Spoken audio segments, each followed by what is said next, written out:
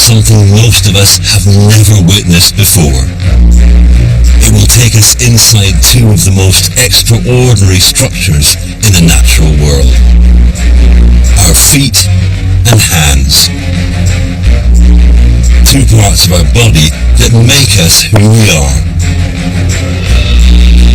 I'm George McGavin, and as a biologist, I think that to truly understand our hands and feet, we need to look inside them. To do this, we've created our own dissection lab. We've brought together the tools, the technology, and leading experts in human anatomy. Over 2 programs, we're going to dissect a human foot and hand to discover what makes them unique. And this time, we're looking at feet. We're going to reveal them as you've never seen them before. We'll take the foot apart systematically. We have to take the plantar fascia here and pull it back. To uncover the incredible natural engineering that carries our weight and drives every step we take. That is the first time I've seen inside the foot. Beyond the lab, I'll look at other animals whose feet give us clues to the origins of our own. So my right foot is slightly more orang-like than my left foot. Absolutely. That's fantastic. And I want to discover exactly how our feet give us something that's rare in the animal kingdom, yet vital to our lives. The ability to balance on 2 feet. I don't want to move my legs. Taking a foot apart will be challenging, and it might provoke a strong reaction, but it will reveal how this extraordinary part of our anatomy has allowed us to stand and walk upright, fundamental abilities that define us as human.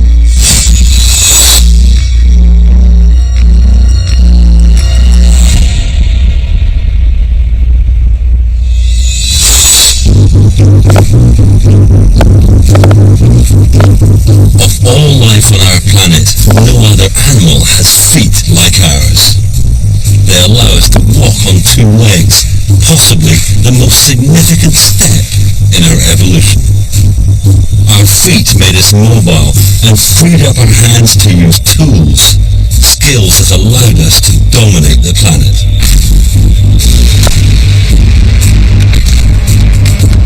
Our feet bear the weight of our body and propel our every step and stride, all the while performing a perpetual act of balance that keeps us upright, yet we rarely think about them. What we consider to be our greatest physical achievements depend on our feet. How fast we run, how high we jump, our agility, our balance, all depend on the remarkable capabilities of the foot. To discover how our foot makes all this possible, we've set up our dissection lab in the Anatomy Museum of Glasgow University.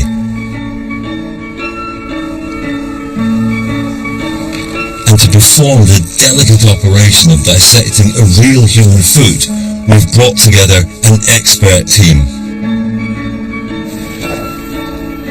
Dr. Kartik Hariharan is one of the country's leading foot surgeons.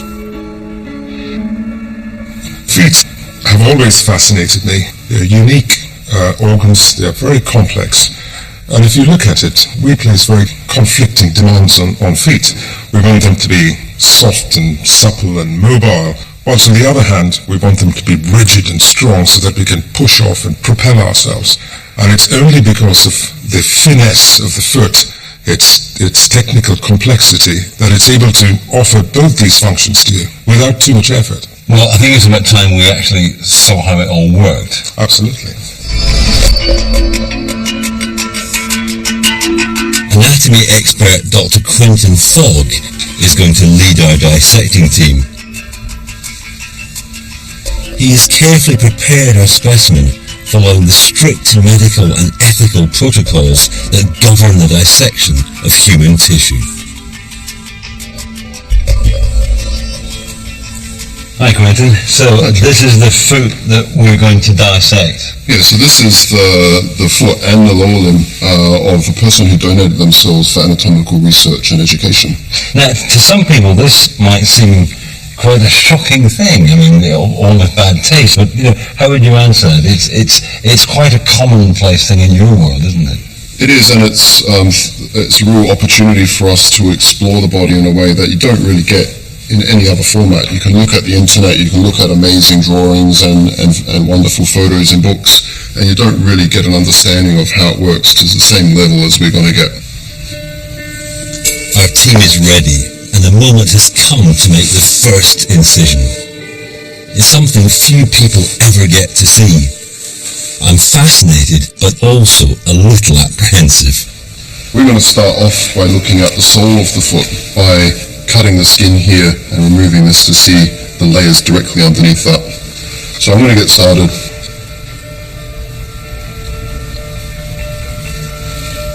And then just going down the side of the foot.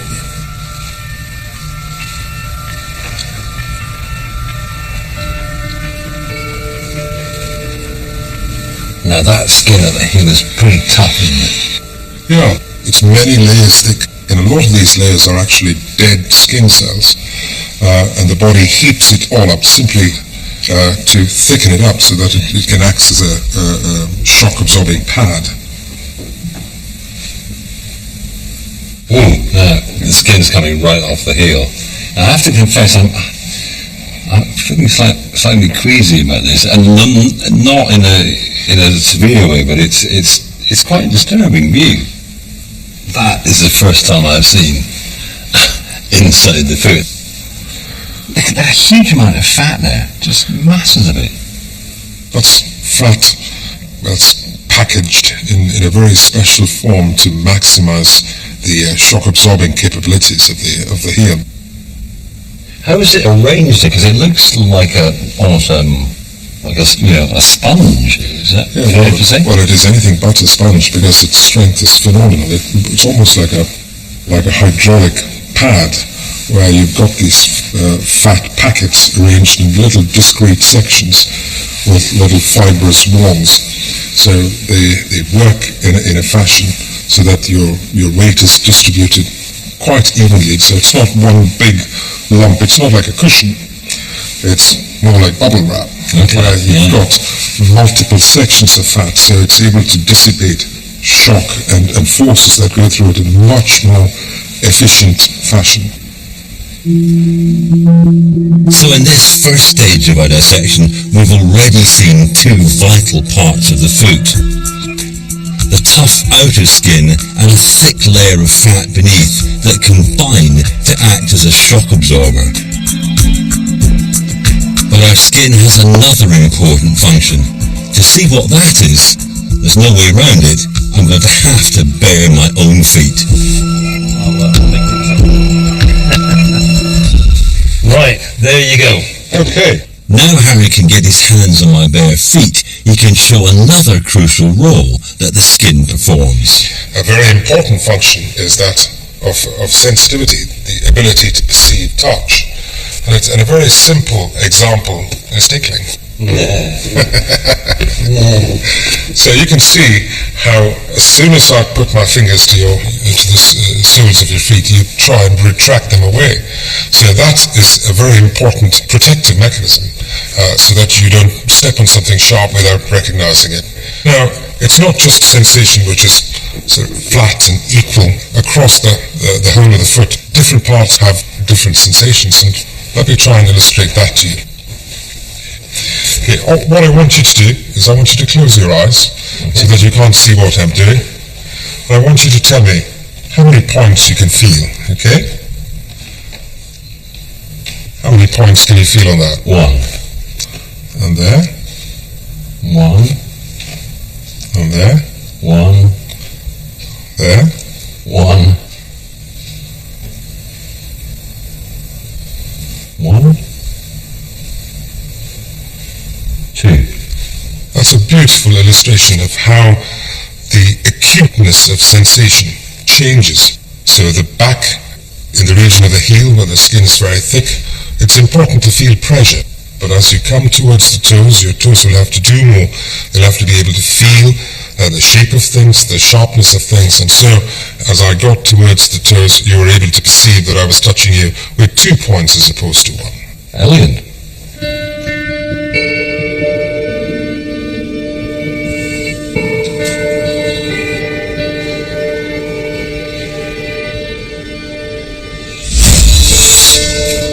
So the soles of our feet have 2 important functions: to sense the ground below them and support the weight above them. But what actually happens when we walk and run? How do our feet perform these movements that are so fundamental to our lives?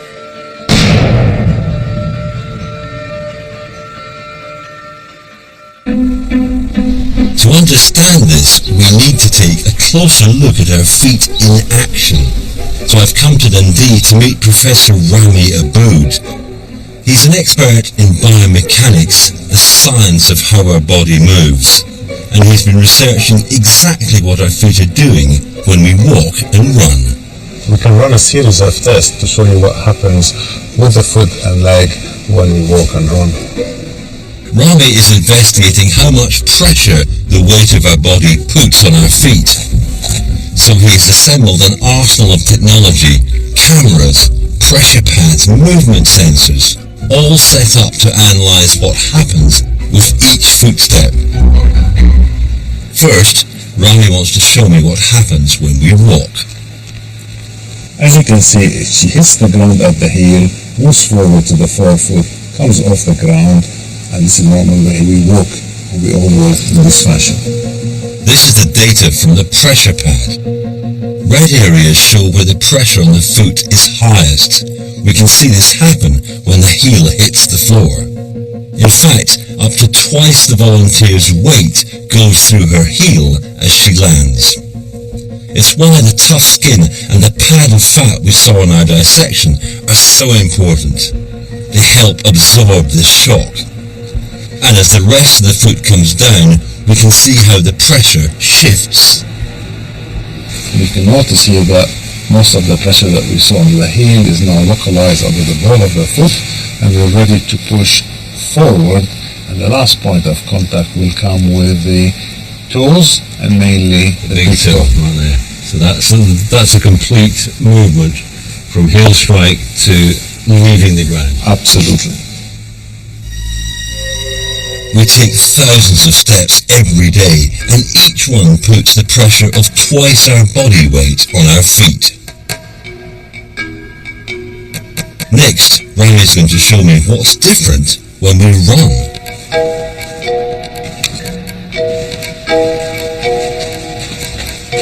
As you can see now from the pressure pattern on the screen, there is an impact of the forces from heel to toes again, and the striking point here is that the pressure that you see under the heel, which is reaching sometimes up to 3 times your body weight. So that's very high. That's extremely high, and the heel will have to try to absorb that. So landing on our heel when we run sends a force 3 times our body weight up our leg. And Rami's computer shows us the direction that the force of the impact travels in. You can see this massive force that is going through the system from the ankle all the way to the hip. The arrow shows that the force from the heel strike is going right through all the major joints in the leg, the ankle, knee and hip. And this puts enormous pressure on these vital joints. What's really obvious is, of course, that if you compare this to walking, there's a point where both feet are clearly off the ground, as you see here. But every time the heel comes down, you've got the full body weight plus times 3 banging away at your Absolutely. joints. This is a repetitive movement that you do during running, so it's not happening once or twice. Every year, it's estimated that up to 75% of regular runners suffer an injury. Some research suggests that the impact generated by heel striking could be a contributing factor. And Rami's work has revealed something surprising. it seems the pressure caused by the heel strike could be a relatively new problem that we humans have inflicted on ourselves. To see why, we're repeating the running experiment, but this time with a difference. Now this is really interesting. We've asked Charlotte to run with no shoes on, and that's remarkable. There is no heel impact at all. This is very normal. This is how most of us run. When we run bare feet, we'll never land on the heel like we do when we're walking. We will only run on the ball of the foot. If you actually try to attempt to run heel to toe, you'll be in deep pain. And if you look at the actual screen there, all the impact is being taken by the ball of the foot. You're landing instantly on the most stable positional structure of the foot. Landing on the ball of the foot instead of the heel completely changes the way the force of the impact passes through our body. As you can see, the actual force is not going through the ankle. It's actually in front of the ankle, pointed backwards behind the knee. This force is now absorbed by the calf muscles. It's not going through the joint. So when the ball of the foot strikes the ground first, our calf muscles are able to take some of the strain off our joints. So your research is actually indicating that when we run with shoes on, we're actually running in the wrong way. Well, absolutely.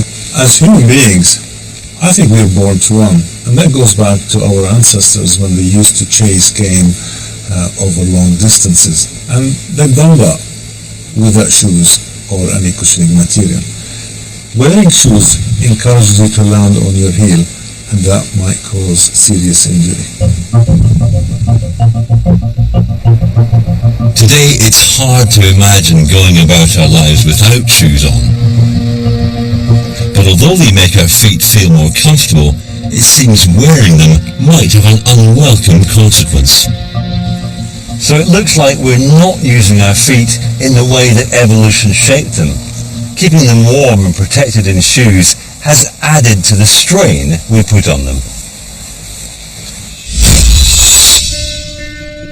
So with every step we take, our feet cope with huge forces. But what is it inside the foot that makes this possible? That's what we're looking for in the next part of our dissection. Right, where have we got to?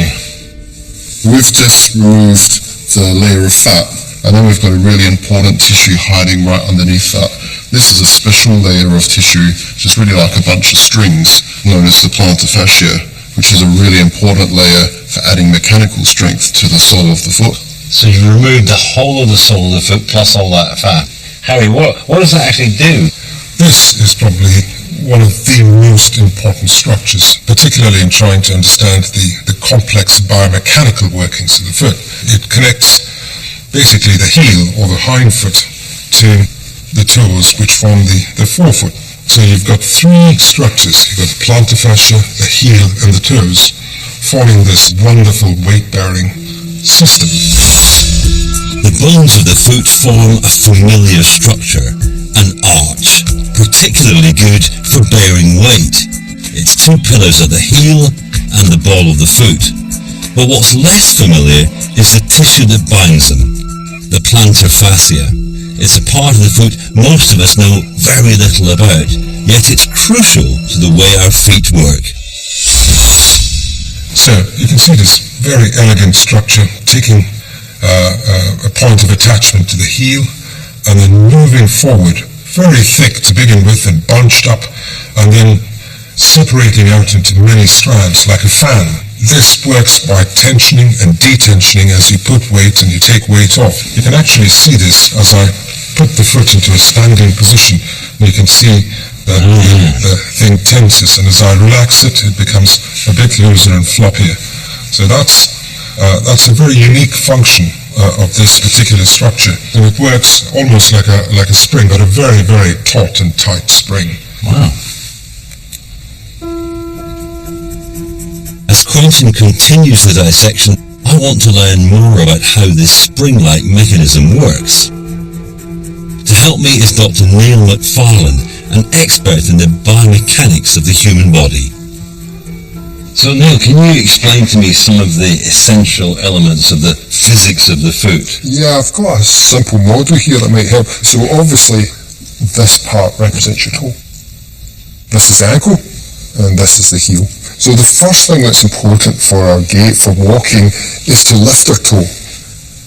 That muscle action to lift the toe puts some stress onto the plantar fascia. Well, I can actually feel that as I lift my toe up. My arch is becoming, stretched. Yeah, that's right. Strained. And that is really important to the physics, the biomechanics of the action of the foot.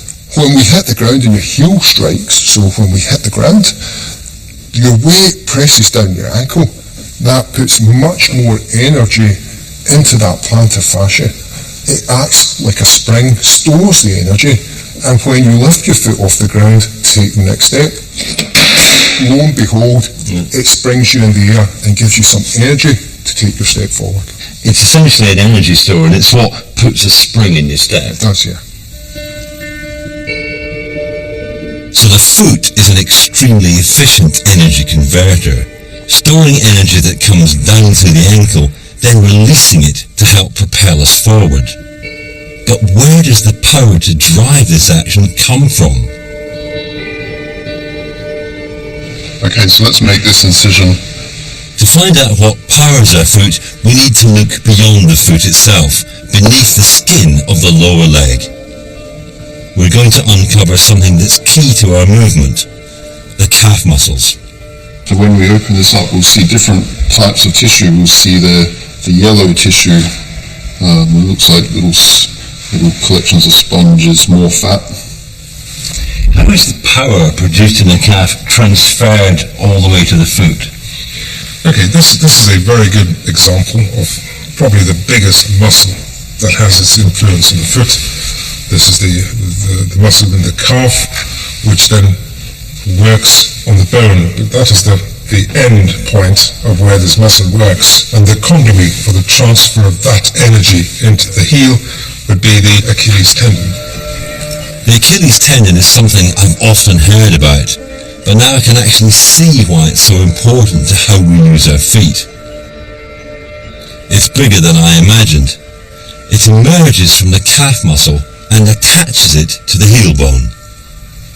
So if we looked at the tendon slowly transforming from the muscular structures, so the muscle ends roughly about here, and slowly you find this wonderful tubular structure.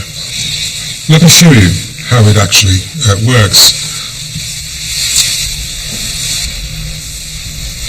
So at this point I've let the foot dangle down, and I'm going to hold the calf muscle here, and I'm going to squeeze it, and you can immediately see how by contracting and shortening this muscle, you can see the front of the foot move down, and conversely the heel actually lifting up. So that's what happens when you go up on your toes. That's correct. If you looked at this now, you can see the anatomic definition very, very nicely. You've got these two big bellies of muscle that are going down to attach onto the tendon. The tendon is very broad here, much narrower further down, but much thicker, much more concentrated fibers. You can now appreciate that this tendon is responsible for us walking, standing, jumping, all of the things that we take for granted in our day-to-day lives. So our leg muscles and our Achilles tendon are working together to provide the power we need for movement. And this propels our every step and stride, every jump and leap. It's what takes us to the pinnacle of our physical achievement.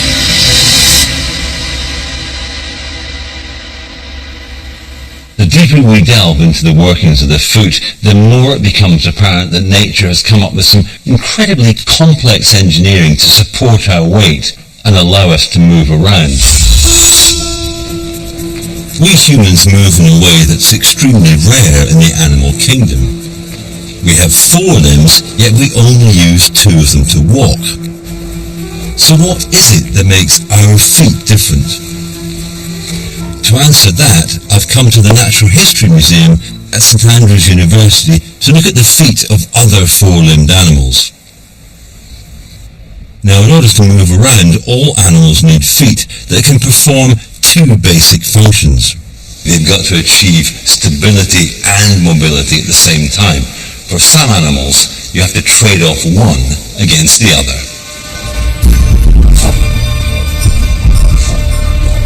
Take the elephant. An adult male can weigh a colossal 7 tons. And just to support that enormous weight, their feet have evolved in particular ways, some of them surprising. Well, this is the hind foot of a young elephant, and you can see the bones are extremely strong and thick. This is the heel bone here. When the elephant moves around, its foot is actually in this position, and that's because this space here at the back is occupied by a massive pad of very specialized fat. The result of this is that elephants, when they walk, are actually walking on tiptoes. It's a bit like they're wearing high heels, but in this case, the high heel is formed by this enormous pad of specialized fat that helps to bear the enormous weight of the animal and spread it out over a large area. An elephant is definitely not built for speed, and this is an example of an animal that's had to trade off mobility for stability. But for other animals, the ability to run fast is a matter of life and death. Take the horse or the zebra. In the wild, these animals evolved for life on the plains. They needed to cover long distances and outrun their enemies. For them, mobility is the greater priority, and their feet look very different to the elephants, as we can see when we look at their skeleton. This is the hip girdle or pelvis. Here's the femur, the thigh bone of the leg. Kneecap, here is the lower bone of the leg. But the really interesting stuff happens further down. A full 1/3 of the length of a horse's leg is made up by its foot. This is the ankle joint here. Here's the heel bone. And this is the long bone of the foot. And if I can compare this to my hand, we have, of course, 5 fingers and toes. In a horse, all that remains is the middle toe that runs right the way back up here. In essence, horses are running on their middle toe. But running is just one way to cover great distances. Kangaroos and wallabies do it differently. And to achieve this, they have evolved very unusual feet.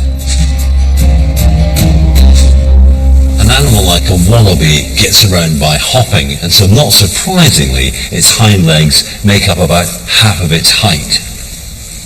The long bones of a wallaby's foot give it a great deal of leverage against the ground, and a second toe off the side here give it a bit more stability. But stability can be achieved by other means, because not all four-limbed animals walk on the ground. A chameleon is a highly specialized sort of animal. It doesn't need to be terribly fast.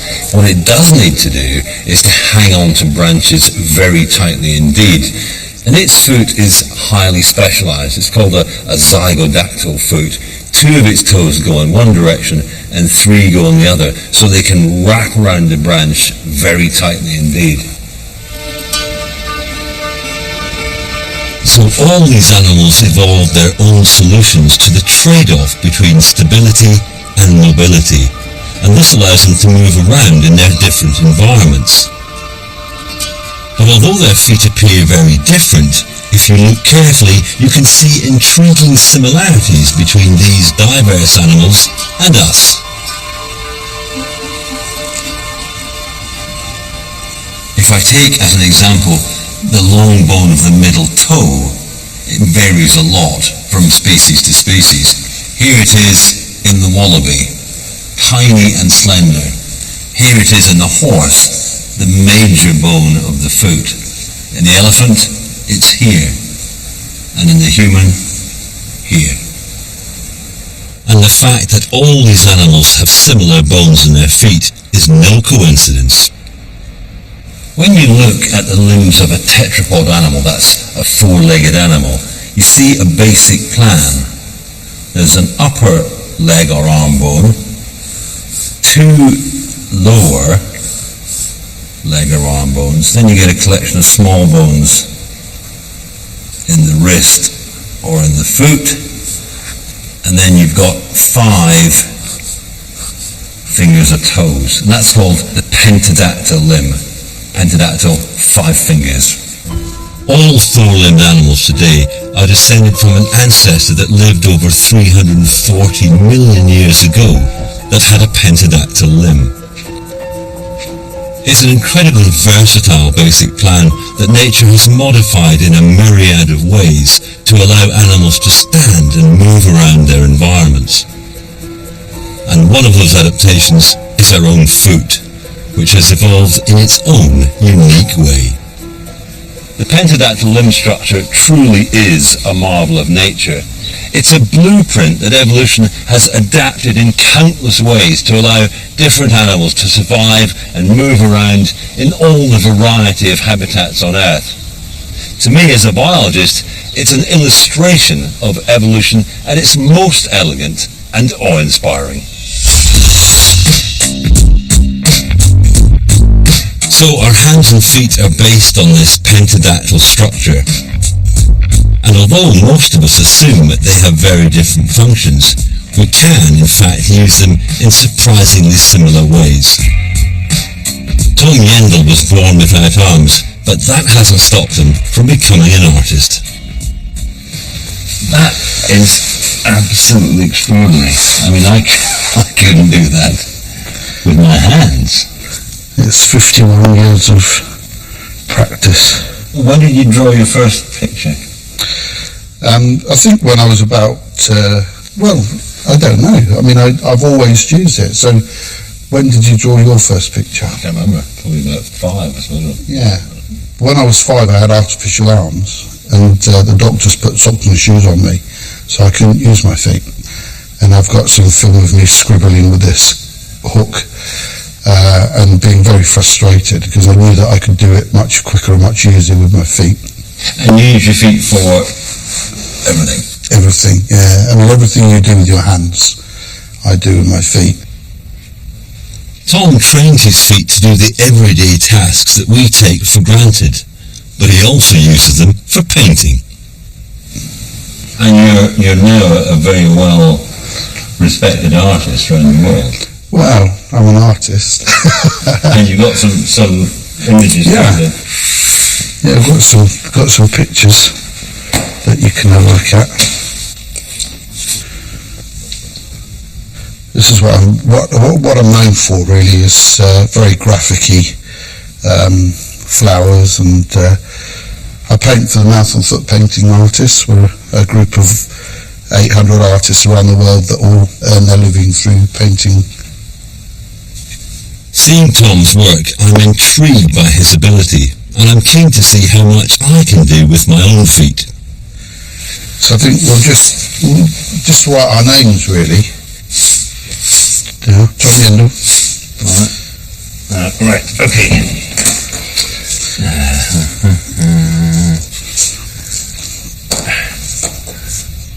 As I struggle with the pen, I'm struck by how remarkable Tom's ability is. My feet just can't seem to manage the precision and control that he makes look so easy. My arm's gone funny. No. Right. Give me the pen. Oh, sorry.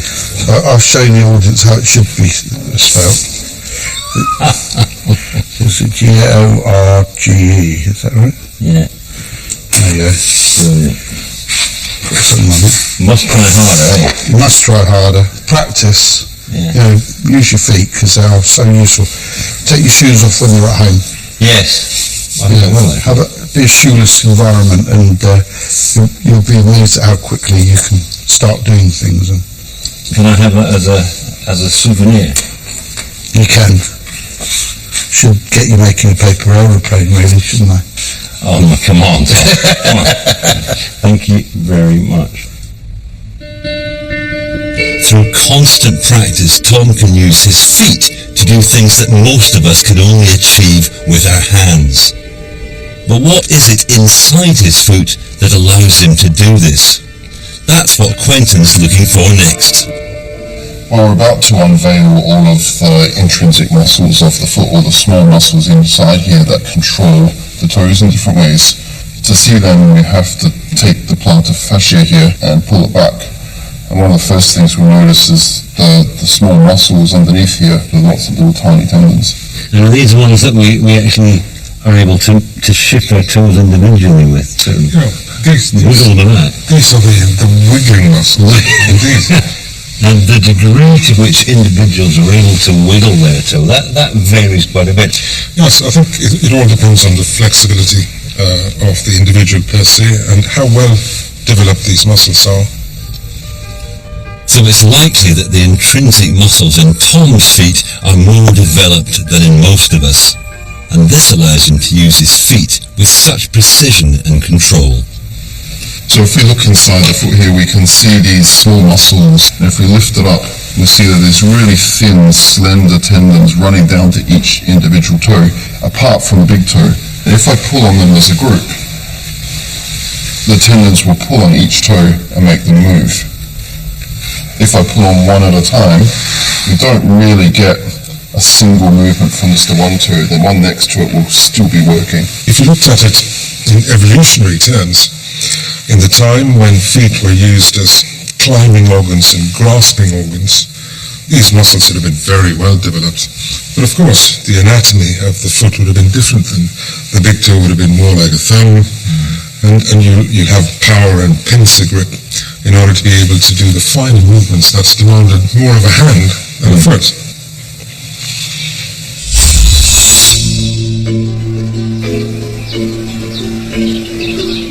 The small intrinsic muscles in our foot are a remnant from a time when our ancestors lived in the trees.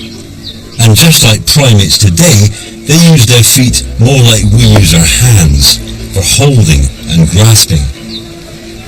So what else can the feet of our close cousins tell us about how our own feet have evolved? I've come to Chester Zoo to look at the feet of the orangutan. Orangutans are primarily tree dwellers, just like our early ancestors.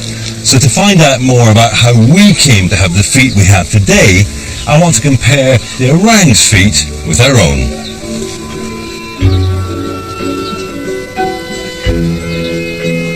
Professor Robin Crompton is a world expert on understanding how our ancestors walked. Key to his research is studying modern primates. How do orangutans use their feet?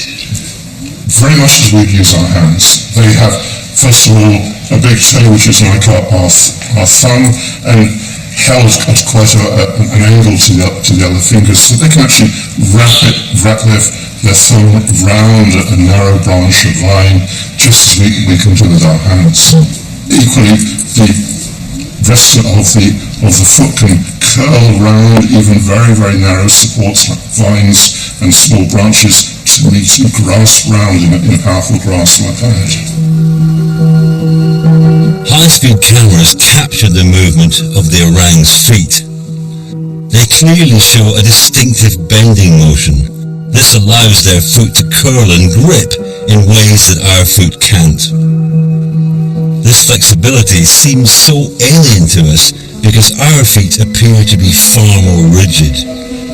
In fact, for a long time we thought that having a rigid foot was a defining feature of humanity, something that separated us from our primate cousins. But it seems the story is not so clear-cut.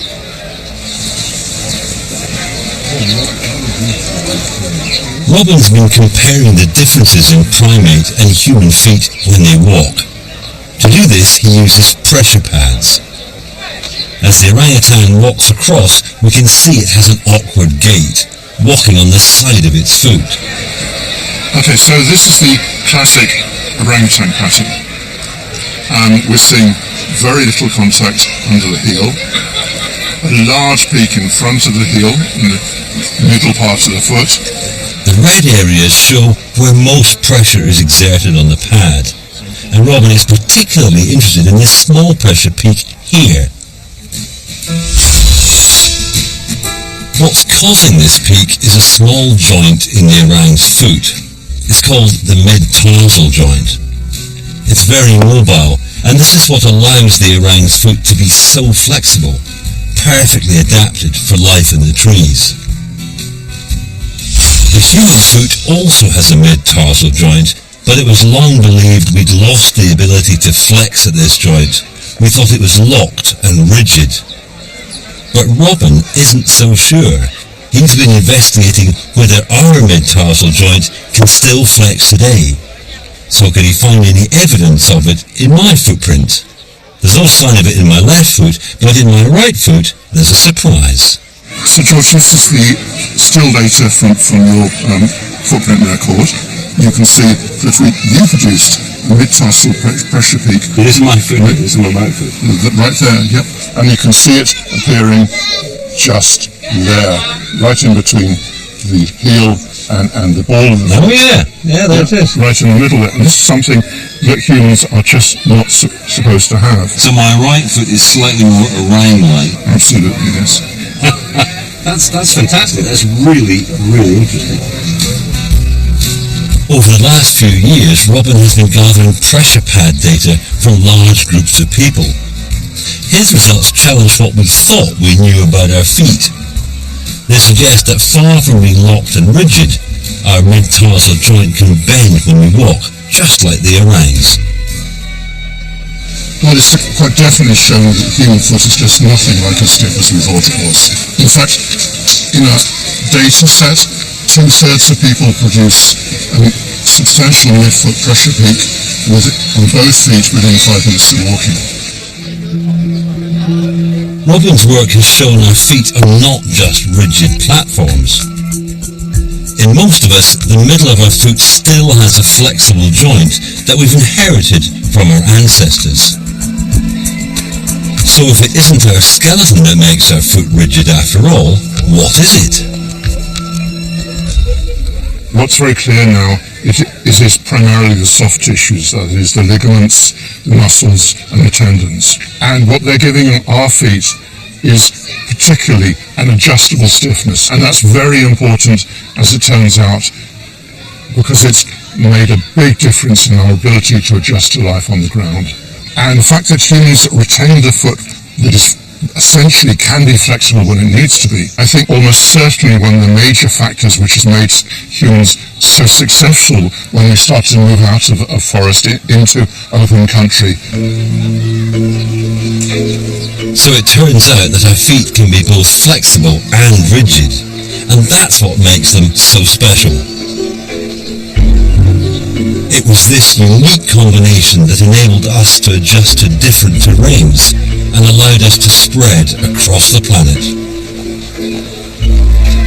One of the crucial factors that gives our feet this exceptional versatility is the soft tissues that bind our bones together. And back at our dissection, Quentin has uncovered some of these. One of the key structures in here are ligaments, and ligaments really just strap bone to bone.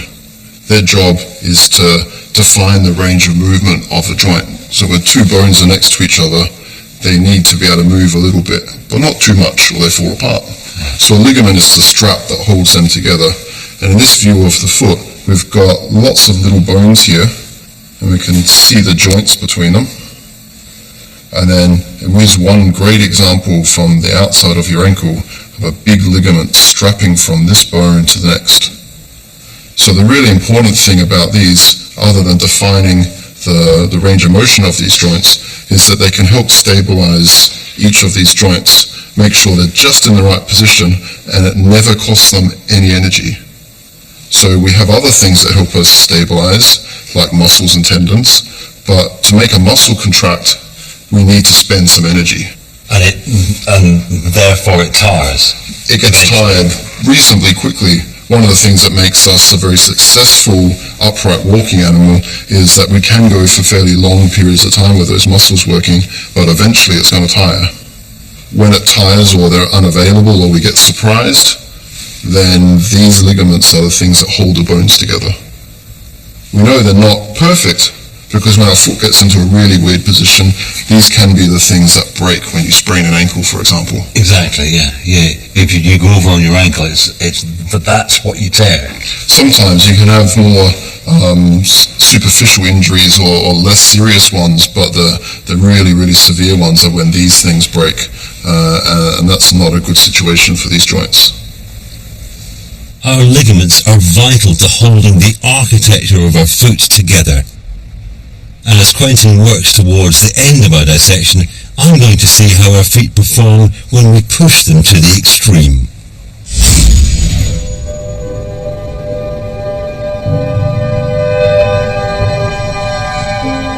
Yves Mutso is a soloist with Scottish Ballet.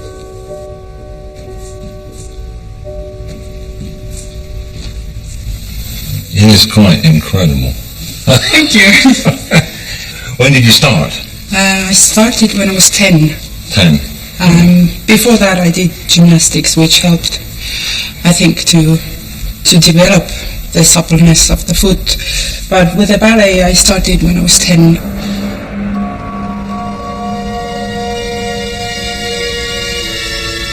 Every part of the foot we've seen in our dissection is working to its very limits.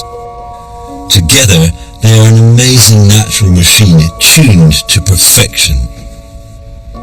If you looked at the power behind the calf, you could see how it's pulling her heels up in such an extreme and remarkable fashion so that she's able to go on to the one toe, and you can see the definition of the muscle at the back of the calf there. At the same time, you can see how the ankle has been bent forward in almost a superhuman fashion. All that force has to go right down through the foot bones right to the toes. Well, in a straight line virtually. The foot bones are now sort of strung together by the powerful ligaments, the smaller muscles of the foot into this incredible arched structure, which is bearing the weight and transferring it to the floor through a very small surface area. She's virtually standing on her toes at the moment, as you can see. To make it even more complex, she's now able to twirl around doing her pirouette, which again, for me, represents something so remarkable from a biomechanical perspective. Is Eve's foot inherently stronger than mine? Is it more flexible? Obviously more flexible than mine. But I mean, surely there's a compromise, a trade-off between being flexible and being strong. Well, that is the remarkable trade-off that Eve's managed to achieve, and that can only come by years and years of training and getting the muscle to do what you want it to do, getting the joints moving in such an unnatural position, yet being able to hold that in a rigid and sturdy fashion. This remarkable natural engineering allows Eve to achieve extraordinary things with her feet, but it comes at a price. I've had several operations, but I guess you have to deal with those. And also, I think just coming back from injuries, it's when you realize that you love your profession and you work around them. Well, thank you very much. I feel like a completely clumsy elephant in comparison. The ballerina on point is to my mind the pinnacle of what the human foot can achieve. The entire weight of a human body balanced on one small part of the foot, the big toe. This is the final key structure within the foot we haven't yet examined, and the dissecting team are ready to reveal it. So, George, we are now at the grand finale in a sequence of wondrous events. The big toe, the big boy of the front of the foot, a truly remarkable structure for a variety of reasons. The amount of force that goes through that part of the foot is absolutely enormous. If you can picture that for any movement of the body to occur, the final thrust must come off at the big toe level. So your heel hits the ground first, your foot is landing flat, and then all of the weight is transferred onto the front of the foot, and most of this weight is carried by the big toe. So running down the length of the foot here is the big tendon that goes and powers this really important big toe. What's really impressive and makes this a perfect driver of the body is that if we follow the tendon all the way back up, it runs through the entire length of the foot, goes underneath your ankle, and then all the way up into the back of your leg. And when this guy contracts, it's always in a perfect position to pull this tendon and power the body forward through the big toe. It's the only muscle at the back here which is perfectly aligned with the big toe, no matter what position your foot is in. And you can transfer your entire body weight right down your leg, right down your foot, and out the end of your big toe. And it's all taken on that.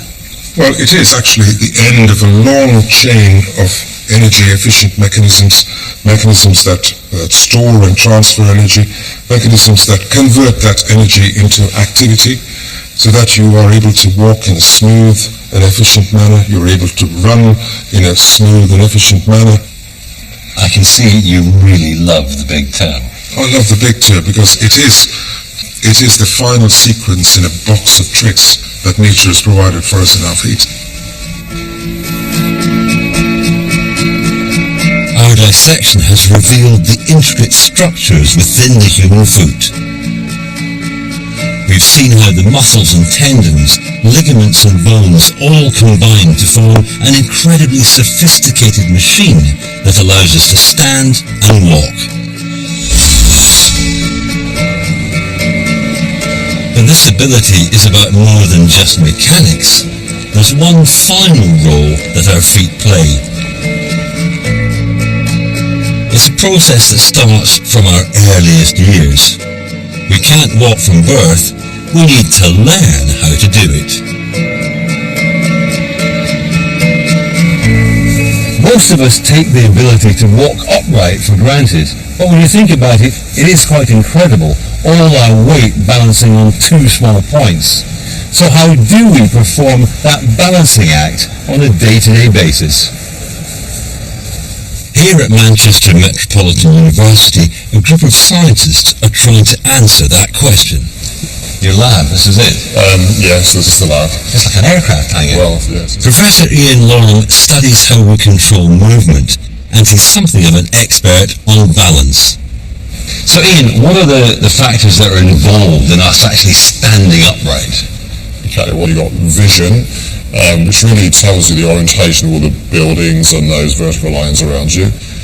You've got your vestibular apparatus, which is really that thing in your inner ear, which tells you how your head is orientated or whether it's accelerating and rotating.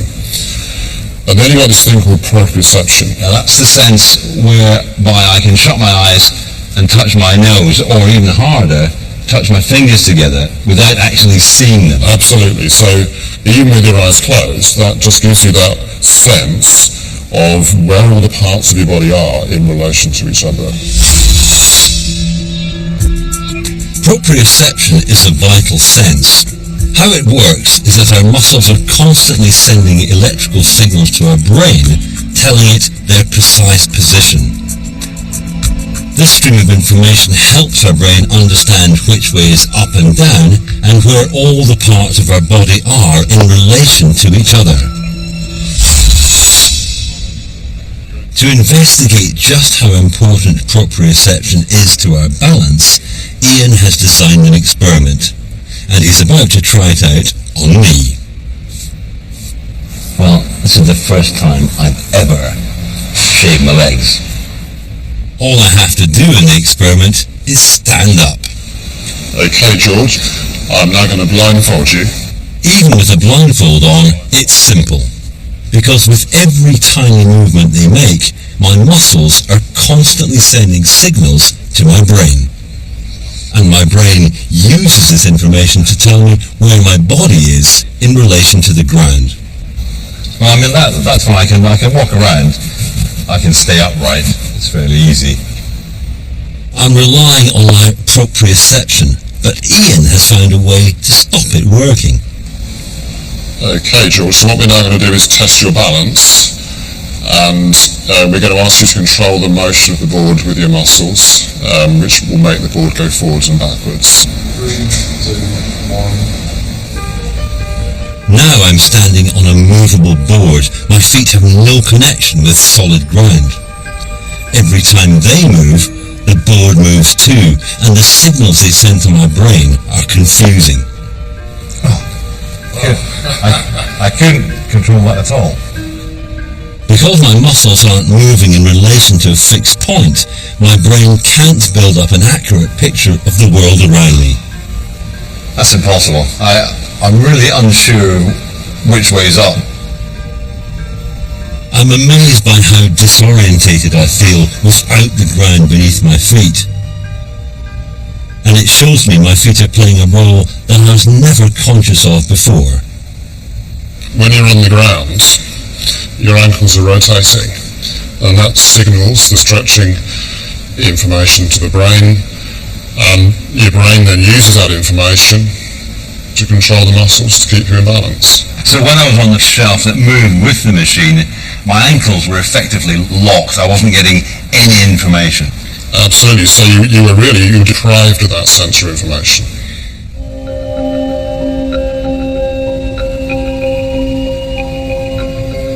So what allows us to balance is a crucial interaction between our foot and leg muscles and our brain.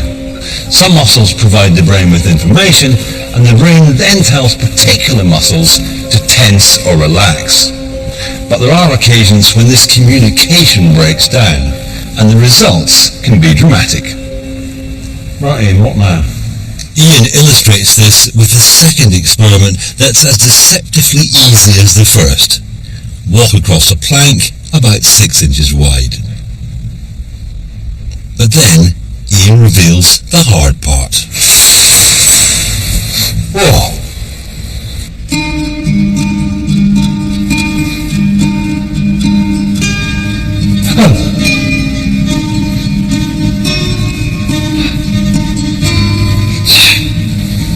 I know this is just as easy as it was on the floor. I'm now... I don't want to move my legs.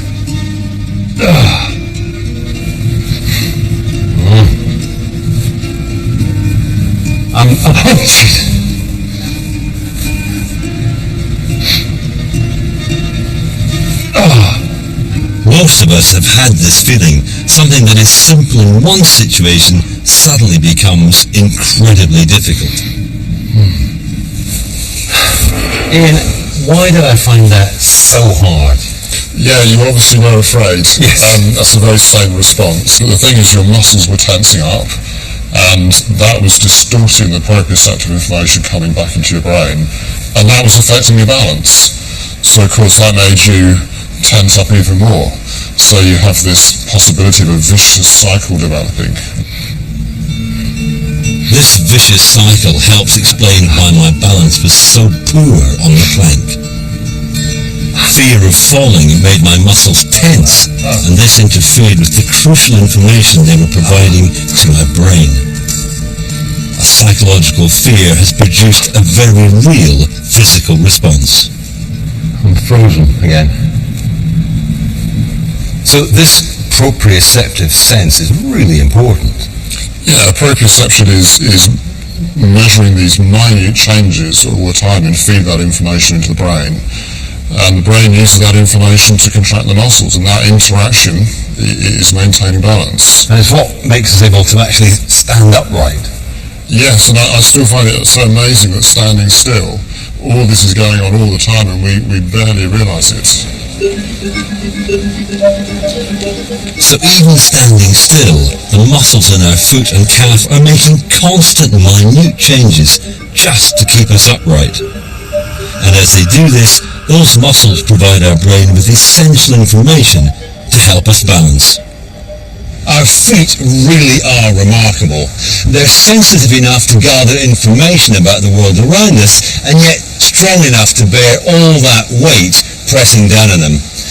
And yet we're hardly even aware of the complex interactions that go on between our feet and our brain that allow us to perform the everyday act of walking.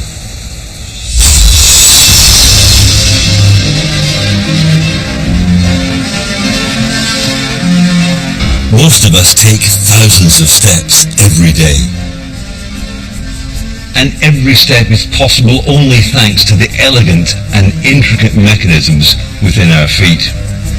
I've been astonished by the complex interplay between all the different parts of the foot coming together that allow us to walk, run and jump.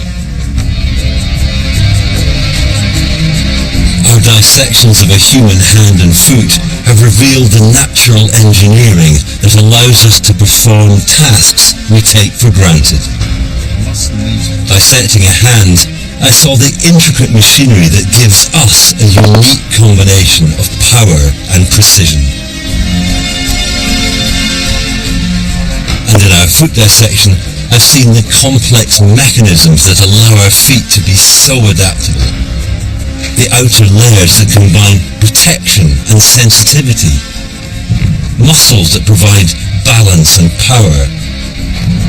Ligaments that allow our feet to be both flexible and rigid. And I've seen the ingenious structures that recycle energy with every single step we take. Dissecting hands and feet, I've certainly gained a new respect for the extremities of my limbs, and they've caused me to think again about what it is to be human.